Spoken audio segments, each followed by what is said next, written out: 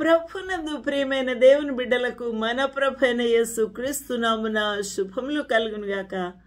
ఈ యొక్క దినమందు దేవుని యొక్క వాక్య ధ్యానము కొరకు పరిశుద్ధ బైబిల్ గ్రంథం నుండి ప్రకటన గ్రంథము 2వ అధ్యాయము 1వ వచనాన్ని ధ్యానం చేసుకుందాం. ఈ గ్రంథంలో వ్రాయబడిన 7 సంఘములను గూర్చిన ప్రభు చిత్తము వ్రాయము అని యోహాను భక్తునికి ప్రభువు తెలియజేసి ఉన్నాడు. కాబట్టి ఆత్మవశుడై ప్రభు దినమందు పద్మాసు ద్వీపములో ఉన్న యోహాను భక్తునికి నీవు చూచుచూ ఉన్నది పుస్తకములో వ్రాసి ఏమి చూస్తూ ఉన్నాడు? అప్పటికి ప్రభు దినమందు ఆత్మవశుడైన యోహాను ప్రభు యొక్క స్వరూప దర్శనాన్ని చూస్తున్నాడు. ఆత్మస్వరూపుడైన మహామహిమలో ఉన్న యేసు క్రీస్తు ప్రభువును చూస్తూ ఉన్నాడు. ఆయన స్వరము వింటున్నాడు.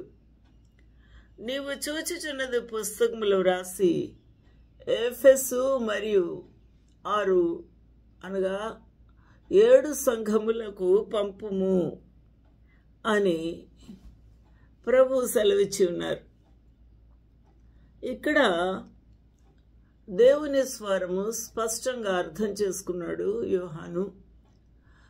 దానిని చూచుచూ ఉన్నది, వినుచూ ఉన్న వాటిని వ్రాయుటకై పూనుకున్నాడు.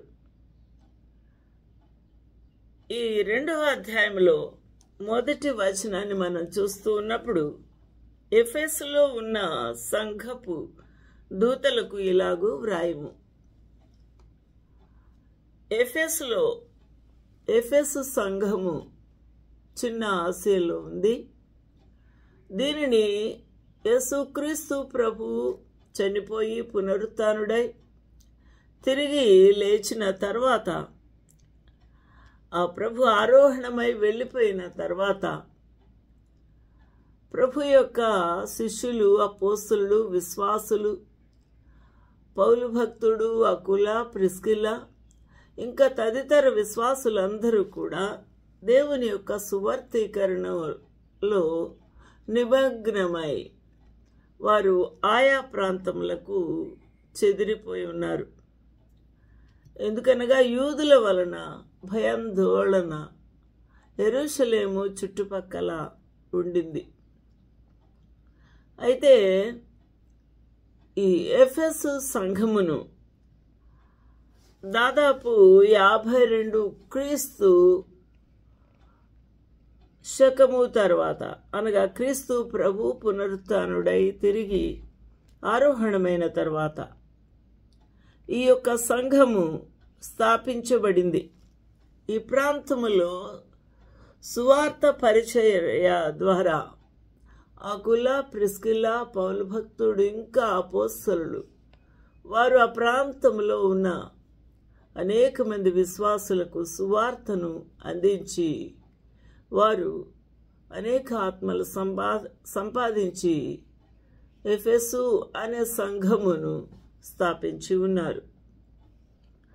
అక్కడ వారు కొంతకాలము సువార్త పరిచర్య చేసిన తర్వాత ఆ యొక్క సంఘముల చుట్టూ ఉన్న ప్రాంతములు కూడా వారు ప్రత్యేకమైన శ్రద్ధ వహించి సువార్త పరిచర్య సాగించి ఉన్నాడు. అందులో యోహాను భక్తుడు కూడా ఉన్నాడు. అయితే అనేకమైన ప్రాంతములలో ఆత్మలు రక్షించబడి పరిశుద్ధాత్మ దేవుని యొక్క కృప వలన, సహాయం వలన వారి ఆత్మలు వర్ధిల్లుచూ ఉన్న కొలది విస్తరించిన తర్వాత అక్కడ మరి 7 సంఘములు నిర్మించబడ్డాయి. అందుకు దేవునికి మహిమ కలుగునుగాక. ఆది సంఘములు వీరు అపోస్తలుల బోధయందు మొదటి గొప్ప శక్తివంతమైన ప్రభు యొక్క రాజ్య స్థాపన చేసి ఉన్నారు. మనం ఇక్కడ ఎఫెసు సంఘములో ఉన్న సంఘపు దూత అనగా ఈ సంఘమును పోషించుచు సంరక్షించుచు యేసు యొక్క సత్య సువార్తను ప్రకటించుచు సర్వ సత్యములోకి నడిపించుచు ఉన్నవారు అని అర్థమిచ్చుచు ఉన్నది. ఎందుకనగా పరలోకము నుంచి వచ్చిన దూతలకు పుస్తకం అవసరం లేదు, కానీ పుస్తకం ఎవరికి? మనుషులకే. కాబట్టి అందులో ప్రభువు తెలియచేసిన ప్రత్యక్షపరిచిన విషయాల్ని పొందుపరిచి వారికి పంపుమని యోహాను భక్తునికి యేసు క్రీస్తు ప్రభు ఆజ్ఞాపించుటలో ప్రాముఖ్యమైనది రానున్న కాలములో సర్వలోకమునకు ఆ ప్రభు చిత్తము ఈ సంఘముల ద్వారా తెలియచేయుటే. అది ఎఫెసులో ఉన్న కొద్ది మందికే కాదు, కానీ సర్వలోకములో ఉన్న విశ్వాసులకు సంబంధించిన ఈ యొక్క లేఖ. కాబట్టి ఎఫెసులో ఉన్న సంఘపు దూతకు ఇలాగూ వ్రాయుము: 7 నక్షత్రములు తన కుడి చేత పట్టుకుని 7 దీపస్తంభముల మధ్య సంచరించువాడు. 7 నక్షత్రములు అనగా సంఘమును నడిపించుచున్న దైవదాసులు 7 మరియు 7 దీపస్తంభములు అనగా సంఘములు. ఆ సంఘముల పేర్లు మనము 1వ అధ్యాయము 11వ వచనములో చూడవచ్చు. 1వ అధ్యాయం 11వ వచనంలో చూసినప్పుడు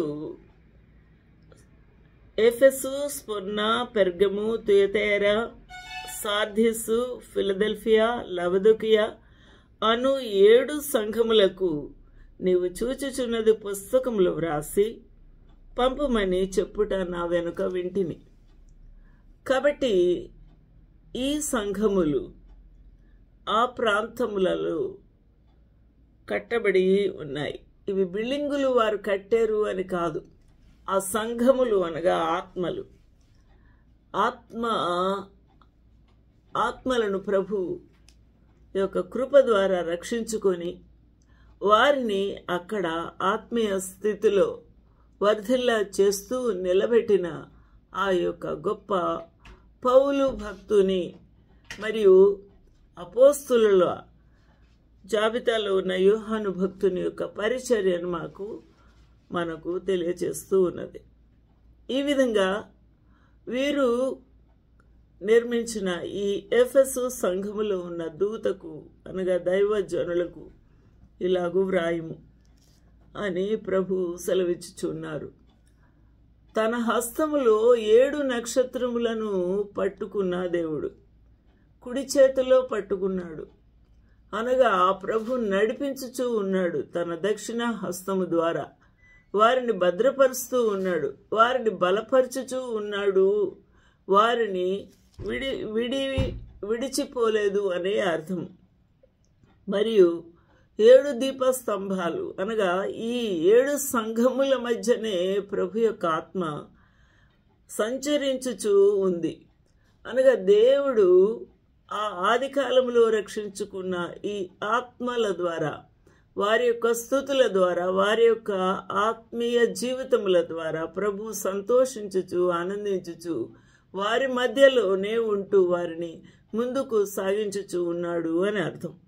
కాబట్టి ఈ ప్రభువు వీరితో ఏమని చెప్తున్నాడు? అంటూ the Angel of church of Ephesus right these things saith he that holdeth the 7 stars in his right hand, who walketh in the midst of the 7 golden candlesticks. అయితే వీరి యొక్క జీవితంలో ఉన్న ఒక ప్రత్యేకమైన విషయాన్ని ప్రభు ఇక్కడ విశదీకరిస్తూ ఉన్నాడు. నీ క్రియలను, నీ కష్టమును, నీ సహనమును నేను ఎరుగుదును.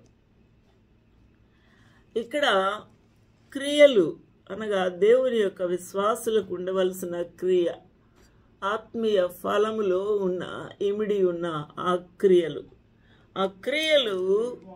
నీకు నీ కష్టము, నీ క్రియలు, నీ కష్టమును, నీ సహనము నేను ఎరుగుదును.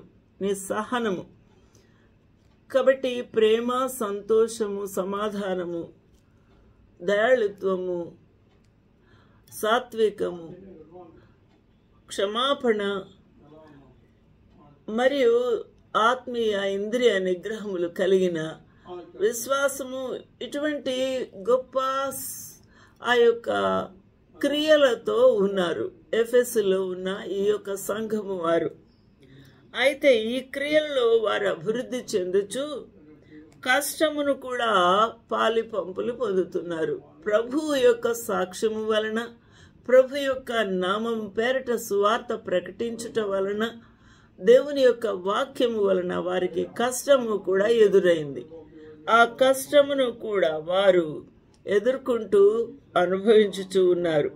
నీ సహనము, ఇటువంటి శ్రమలు, కష్టాలు వచ్చినప్పుడు వారు సహనము కలిగిన వారుగా, వారు సహనముతో ఓర్చుకుంటున్న వారుగా, సహనముతో వారి కొరకు శ్రమ పెట్టుచూ ఉన్న వారి కొరకు ప్రార్థించుచూ ఉన్న సంఘముగా కూడా మనం అర్థం చేసుకోవచ్చు.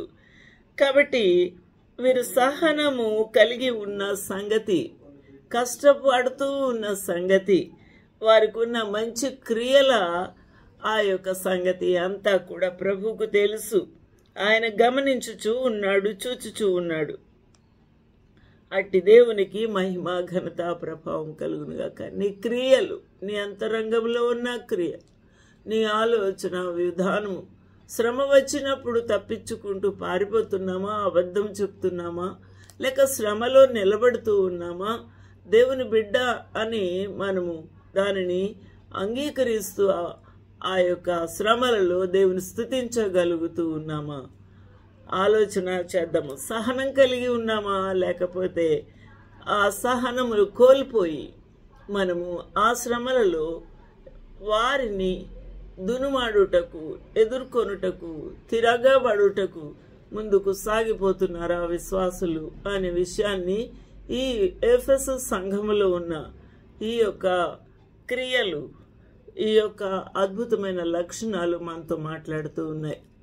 రోజున మనము శ్రమ వచ్చినప్పుడు, నిందలు, అవమానాలు వచ్చినప్పుడు, మనల్ని అందరూ కించపరుస్తూ ఉన్నప్పుడు, తూలనాడుతూ ఉన్నప్పుడు, వెలివేస్తూ ఉన్నప్పుడు, మనల్ని ఈ యొక్క సంఘము లేక లోకములో మనల్ని చేర్చుకోకుండా మనల్ని దూరపరుస్తూ ఉన్నప్పుడు, అసహించుకుంటూ ఉన్నప్పుడు మన యొక్క సహనం ఎలాగున్నది?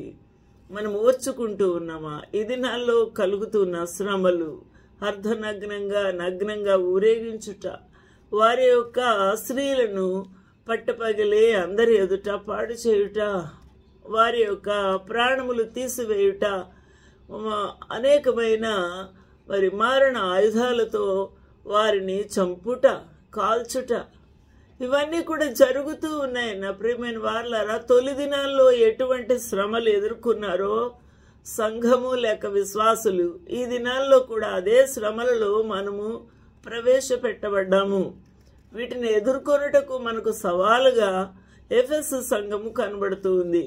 నా ప్రియమైన వారలారా, శ్రమ వచ్చినప్పుడు ఎవరి మట్టుకు వారు గ్రూపులుగా చేసుకొని, ఎవరి మట్టుకు వారు తప్పించుకునే ఉపాయము వెతుక్కునేవారుగా మనం ఉండక, వాటిని విశ్వాసముతోనూ, ప్రార్థనతోనూ, ధైర్యముతోనూ ఎదుర్కొంటూ మన యొక్క సహనముతో మనల్ని మనము కాపాడుకుంటూ ముందుకు సాగవలసిన వారంగా ఉన్నామని ఈ వాక్యము మనతో మాట్లాడుతుంది. నా ప్రియమైన వారలారా, మనము శ్రమలలో ఎటువంటి విశ్వాసమును అగుపరుచుచూ ఉన్నాము? ఇదే ప్రశ్న మనల్ని నిలబెడుతూ ఉంది. ఈరోజున ప్రభు మనకు అట్టి సహనం అనుగ్రహించి ముందుకు సాగించాలని, అంతం వరకు మన విశ్వాసాన్ని కాపాడుకోవడానికి ప్రభు సహాయం చేయాలని కోరుకుందాం, వేడుకుందాం, నిలబడదాం. ప్రభు మనకు సహాయము చేయునుగాక. ఆమేన్.